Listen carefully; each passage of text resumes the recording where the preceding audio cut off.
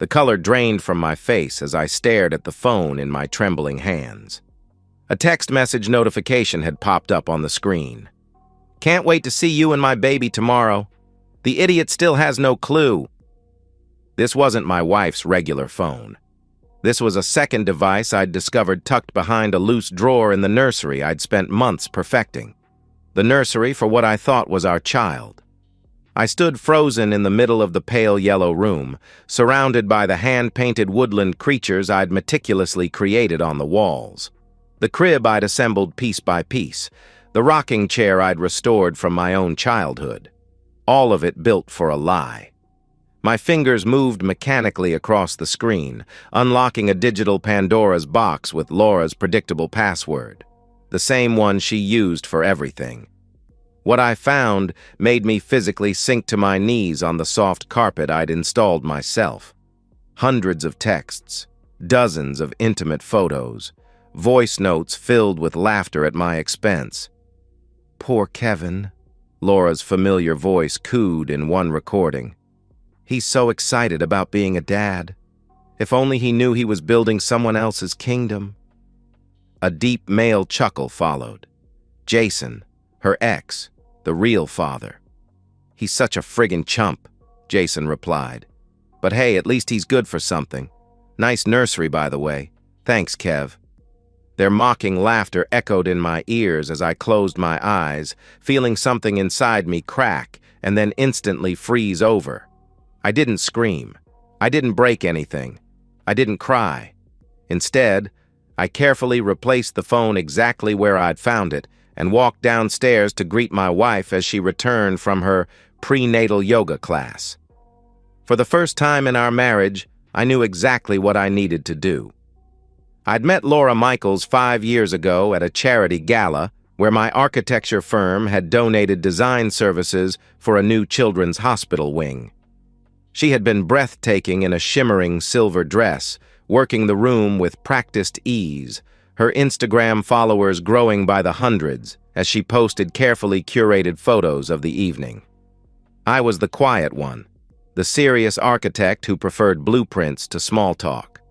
But somehow, she'd noticed me. Looking back, I now understood why. I represented stability, security, a safe harbor for a woman whose lifestyle outpaced her income. "You build beautiful things," she'd said, studying my portfolio on our third date.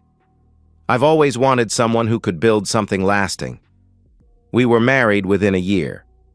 I'd thought it was a whirlwind romance. Now I recognized it as a calculated investment on her part. The first 3 years had been good, or so I'd believed. Laura's social media presence grew steadily, transitioning from fashion and lifestyle to luxury home living after she moved into my meticulously restored Victorian in Seattle's Queen Anne neighborhood.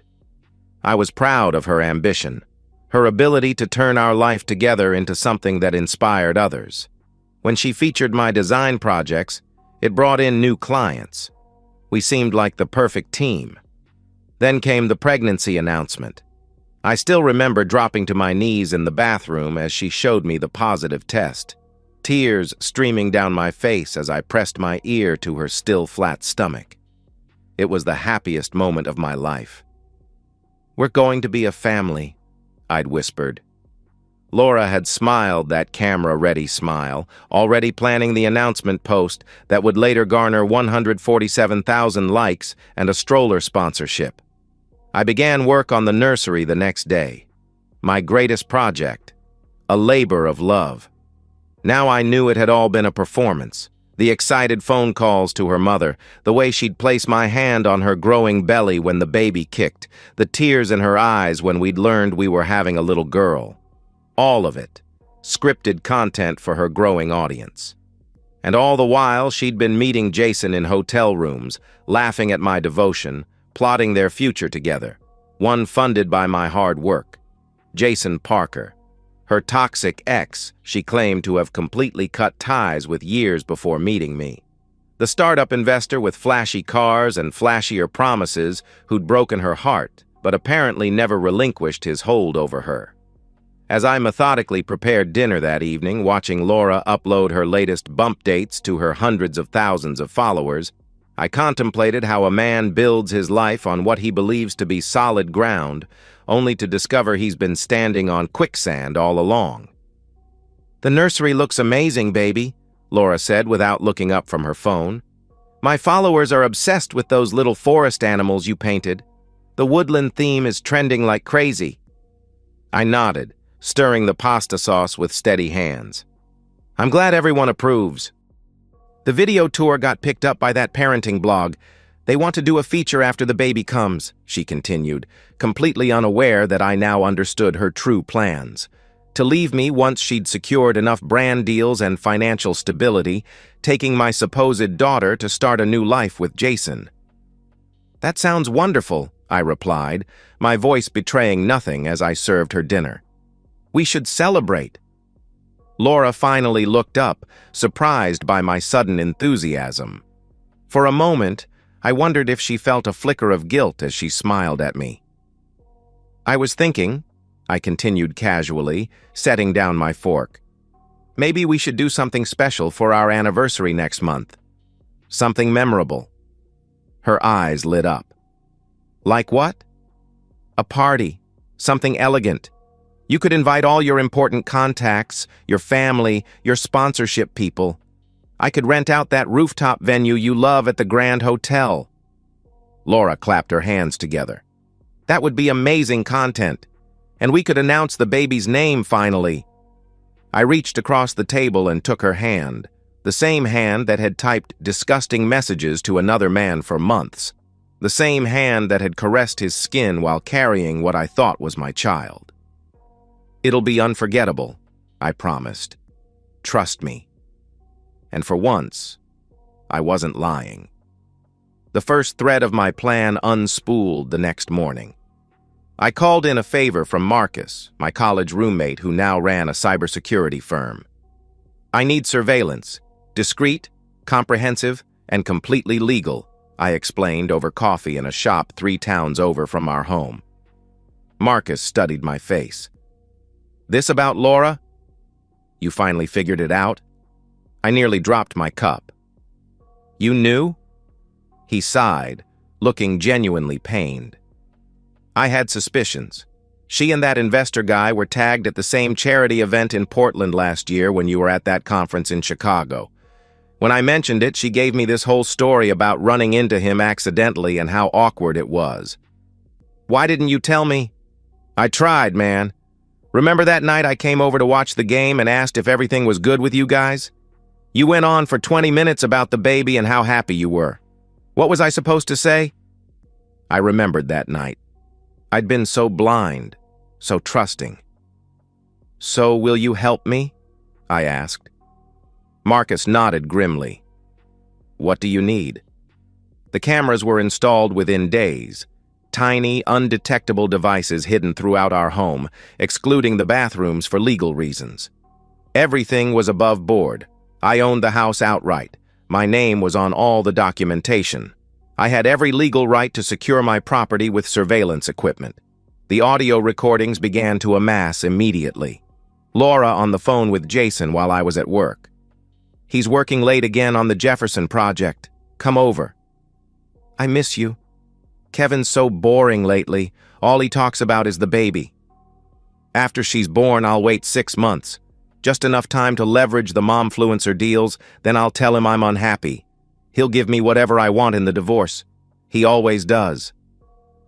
Each revelation should have devastated me, but instead, I felt a cold clarity settling over me.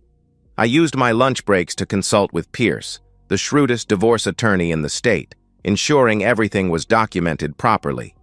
Meanwhile, I continued playing the devoted husband. I attended every prenatal appointment, asking concerned questions about our daughter's development. I massaged Laura's feet each night while she complained about swelling. I brought her favorite ice cream at midnight when she claimed to have cravings. "You're too good to me," she would say. "No, I'm exactly what you deserve," I would reply with a smile that never reached my eyes. As her due date approached, I noticed Laura's meetings with Jason becoming less frequent. Later, I would learn this was because he'd begun distancing himself, growing increasingly hesitant about the reality of fatherhood. In their fantasy, I was the provider who would be easily discarded when convenient. The reality of actually raising a child together was apparently less appealing to him. When Sophia Grace Taylor was born on a rainy Thursday in March, I was in the delivery room, counting fingers and toes, cutting the umbilical cord with tears in my eyes. I loved that tiny human instantly, despite the growing certainty of what the DNA test would reveal 2 weeks later. I kissed Laura's forehead as she cradled our daughter. "She's perfect," I whispered. And she was. None of this was Sophia's fault. The DNA results arrived in a sealed envelope while Laura was napping. I sat at my desk and opened it with steady hands, confirming what I already knew. The probability of paternity, 0%.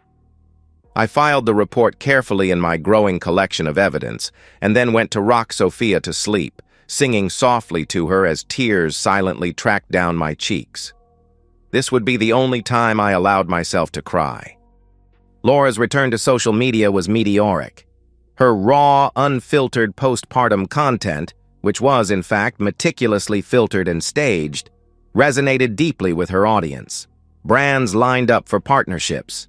The authentic motherhood journey of At Laura Luck's life became a case study in monetizing family milestones. I watched as she positioned us as the perfect modern family. The successful architect husband with his thriving practice, the glamorous yet relatable wife balancing motherhood and career, the beautiful baby girl with her father's eyes, a detail her followers frequently commented on, making Laura visibly uncomfortable in ways only I could detect. 3 months after Sophia's birth, I spotted the telltale notifications on the secret phone again. Jason was back, his hesitation apparently overcome. "I miss you," the text read. "When can you get away?" Laura's response was almost immediate. "Working on it. The idea is to move forward with everything after the anniversary party. Kevin's planning something big. Lots of my important contacts will be there.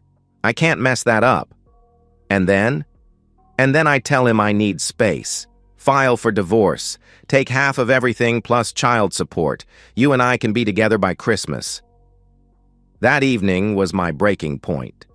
Not because of fresh betrayal, I'd grown numb to that, but because I overheard Laura on the phone with her mother.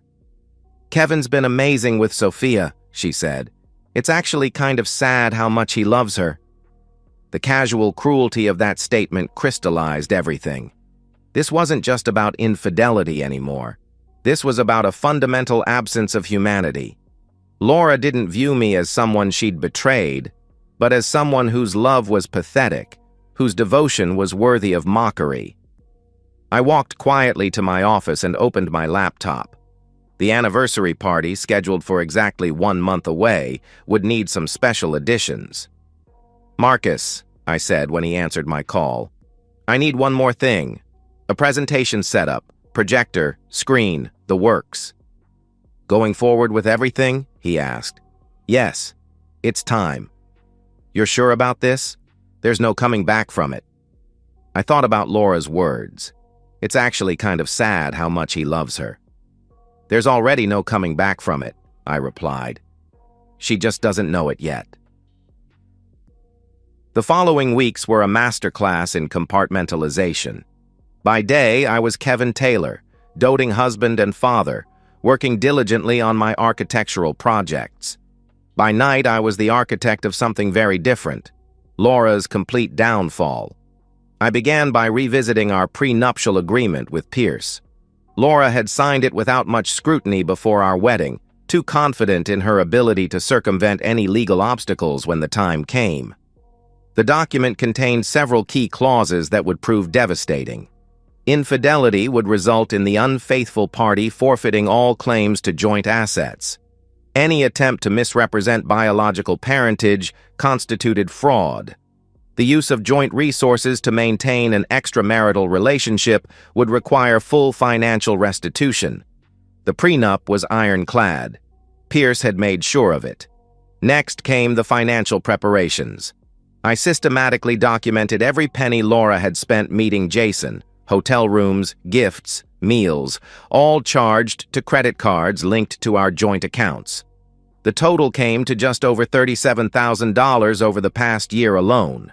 I then contacted every brand partner and sponsor Laura worked with, requesting private meetings under the guise of planning a surprise business opportunity for her. These weren't small companies. They were major players in the parenting, lifestyle, and luxury markets. Brands that prided themselves on family values and authenticity. "I'm planning something special for our anniversary," I explained to each representative. "A celebration of family and partnership. I'd be honored if you could attend." They all accepted, eager to strengthen their connection to one of social media's rising stars. I arranged for Sophia to stay with my parents on the night of the party. Loving grandparents who would soon learn the truth, but would stand by both me and the innocent child caught in this web. 2 days before the event, I had a final consultation with Pierce. "Everything's in order," he confirmed. "The divorce papers, the lawsuit for emotional damages, the evidence. It's the most airtight case I've seen in 20 years of practice." "And the eviction notice?" "Legal and ready to be served. Since the house is solely in your name and not joint property, she'll have 72 hours to vacate." I nodded, feeling nothing but calm resolve. "What about the child?" Pierce asked gently. This was the only part that still caused me pain. "I've arranged for a temporary custody agreement that gives Laura primary custody with supervised visitation rights for me," I explained. "I won't use an innocent child as a weapon, no matter what Laura has done. But I've documented everything, including her plans to use Sophia as leverage for financial gain. If she tries to prevent me from maintaining a relationship with Sophia, I'll fight her with everything I have." Pierce studied me with something like respect. "Most men in your position wouldn't be this measured." "I'm not most men," I replied. "And this isn't about revenge. It's about justice." But as I left his office, I knew that wasn't entirely true. This wasn't just about justice.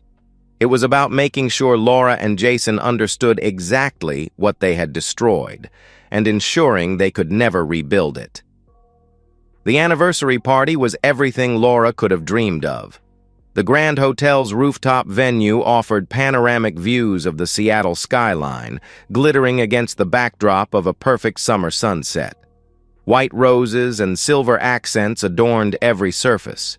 Champagne flowed freely as Seattle's elite mingled with Laura's family and the representatives from 12 major brands. Laura was radiant in a silver gown, reminiscent of the one she'd worn when we first met.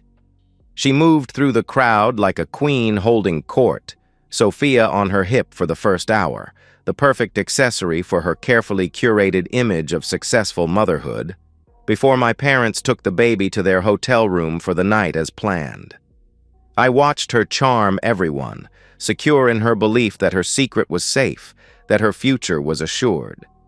I almost admired her composure, the absolute confidence with which she played her role. In another life, she might have been a remarkable partner.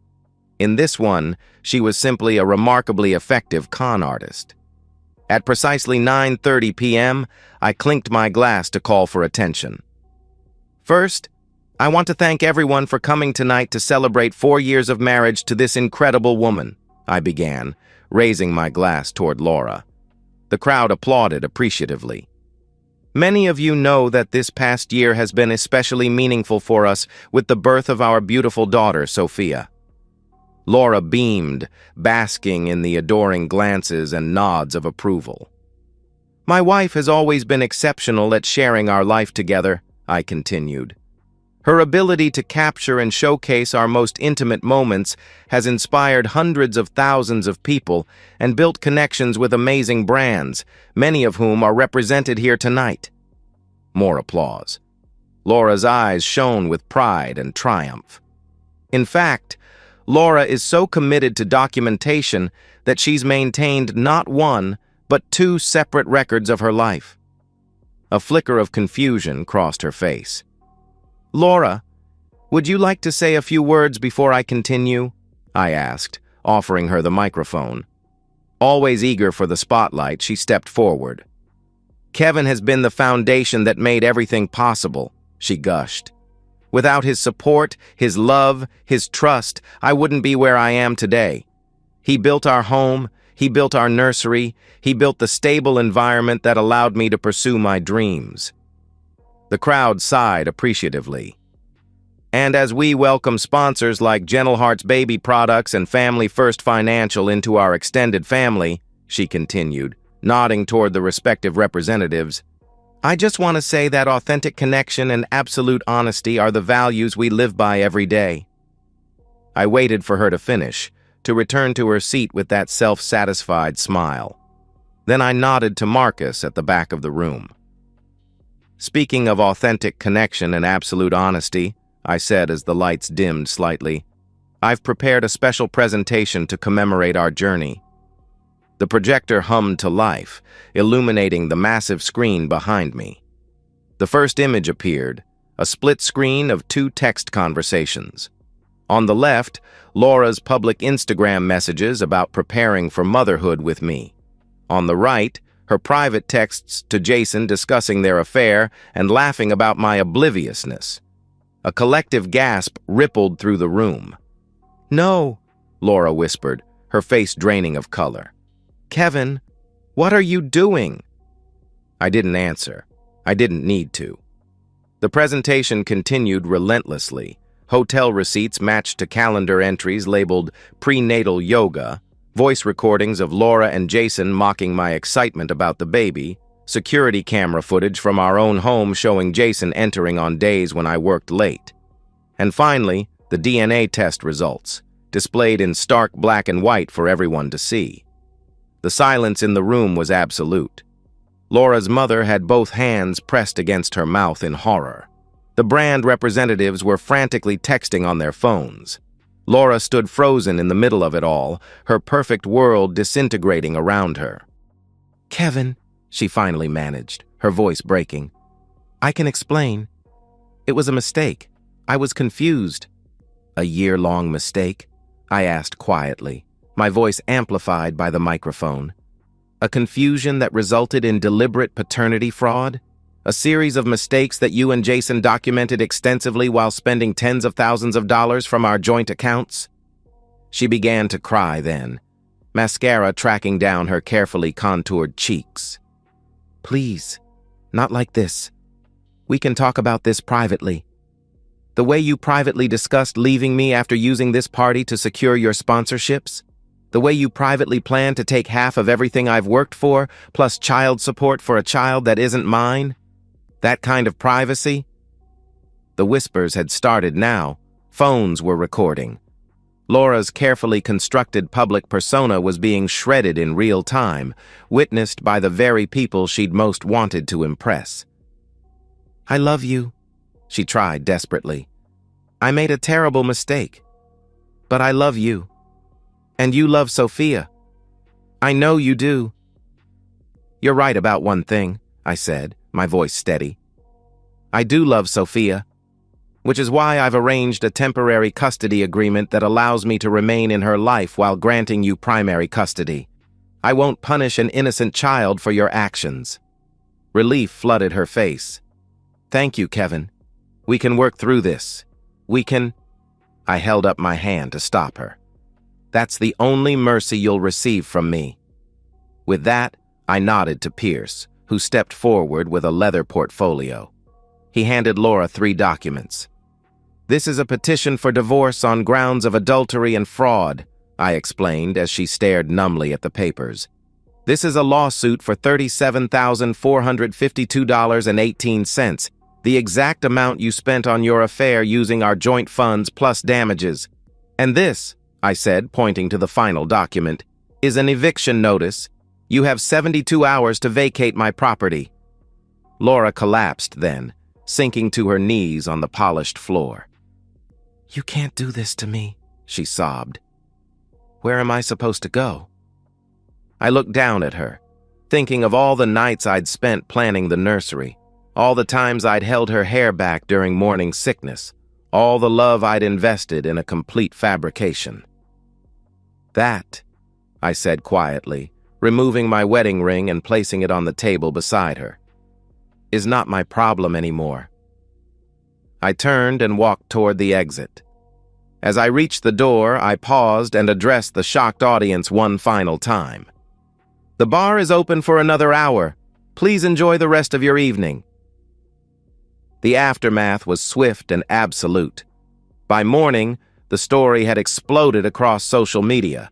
Someone at the party had recorded most of my presentation, and while they'd been decent enough not to post the actual footage online, the detailed accounts spread like wildfire through Seattle's social circles and Laura's followers.